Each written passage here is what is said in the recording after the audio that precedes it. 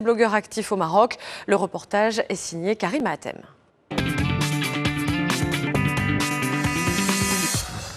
Une vidéo sur internet qui montre des gendarmes en plein délit de corruption.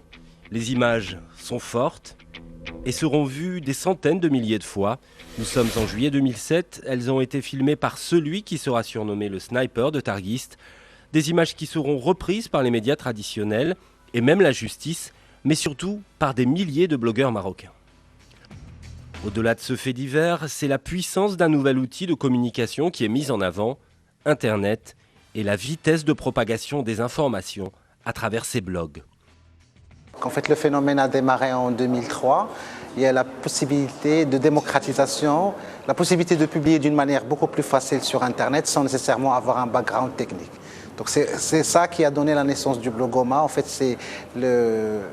c'est blog plus ma pour dire que c'est l'identification du Maroc. Une simplicité technique ajoutée à la démocratisation de l'accès Internet. Un tiers des Marocains ont accès au web. Une augmentation de plus de 10 000% en moins de 5 ans. Alors doucement, la blogoma tisse sa toile. Il faudra pourtant attendre le souffle des révolutions arabes et le 20 février marocain pour saisir toute l'ampleur du phénomène, devenu incontournable. Les intervenants de la vie réelle, ils sous-estiment la possibilité d'une démarche revendicative sur un réseau social qui est destiné en principe à des gens qui aiment la technologie ou des adolescents qui chattent. Donc ça, c'est, je pense, la première leçon. La deuxième, c'est ce qui est bien, c'est la dynamique du virtuel a permis de reconquérir un courage qui a fait défaut aux acteurs politiques traditionnels sur le cahier revendicatif. Donc ça, c'est aussi très important par rapport à ce qui est au niveau de 20 février. Et je pense aussi, à mon avis, c'est la première reconnaissance en termes d'importance. Donc aujourd'hui, tout le monde se rend à l'évidence qu'il y a une vie autre que la vie réelle. C'est la vie virtuelle qu'il faut approcher, qu'il faut dresser. Et c'est une évolution de mentalité. Cette évolution, Ryan en fait partie depuis plusieurs années maintenant. C'est l'un des premiers blogueurs marocains, 10 ans déjà qu'il poste sur la toile son créneau, le social et la politique. Dans un pays comme le Maroc, où tout un chacun sait que les médias ils ont une ligne éditoriale assez bridée, les blogs aujourd'hui présentent une alternative assez importante aux médias conventionnels, dans la mesure où ils se positionnent d'une manière assez subjective et d'une manière plutôt plus libre et plus courageuse par rapport à des questions qui ne sont soit pas soulevées d'abord par les médias conventionnels, soit traitées d'une manière assez, disons, assez politiquement correcte. Une liberté de ton, une subjectivité qui attire les internautes. Son blog, Dr O, est suivi par des milliers de lecteurs.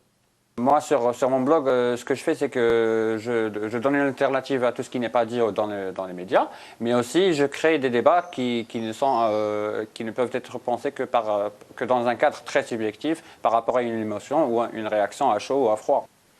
Réagir à l'actualité et souvent la faire vivre à travers réponses et commentaires postés par les lecteurs.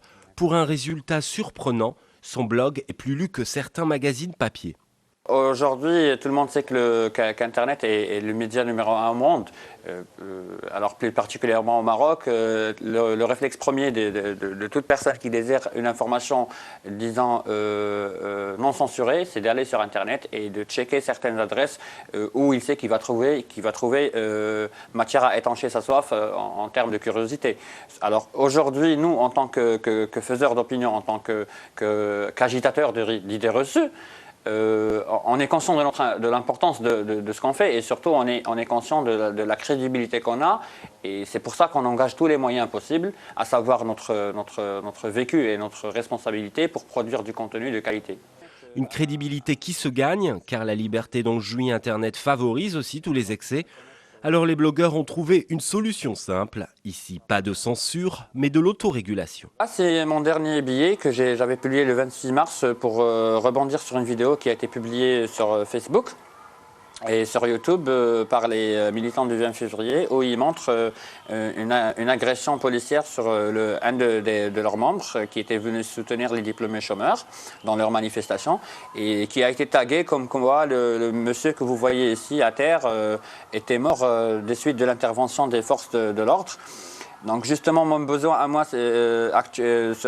mon besoin, disons, immédiat était de rectifier le tir et de vérifier. Donc j'ai appelé cette demoiselle ici et je lui ai parlé sur Facebook pour vérifier un petit peu. Donc elle m'a confirmé que le monsieur n'était pas mort. Et j'ai revérifié au niveau de l'hôpital et c'était avéré que justement le monsieur n'était pas mort. Mais aussi j'en ai profité pour dénoncer cette barbarie qui n'était absolument pas justifiée de la part de la police. Une rigueur qui lui a valu les faveurs du public. Son blog a remporté un prix en 2009, le Moroccan Blog Award.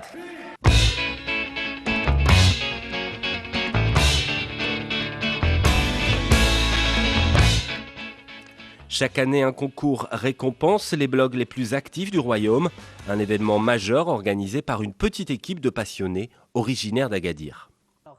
Donc l'objectif de la réunion aujourd'hui, ce serait de parler des Maroc Blog Awards 5e édition, donc la 5e année.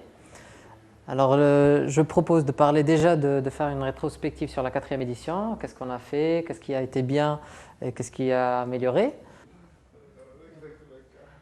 Là, on a fait comme tard. La première édition était une réunion de blogueurs dans un théâtre.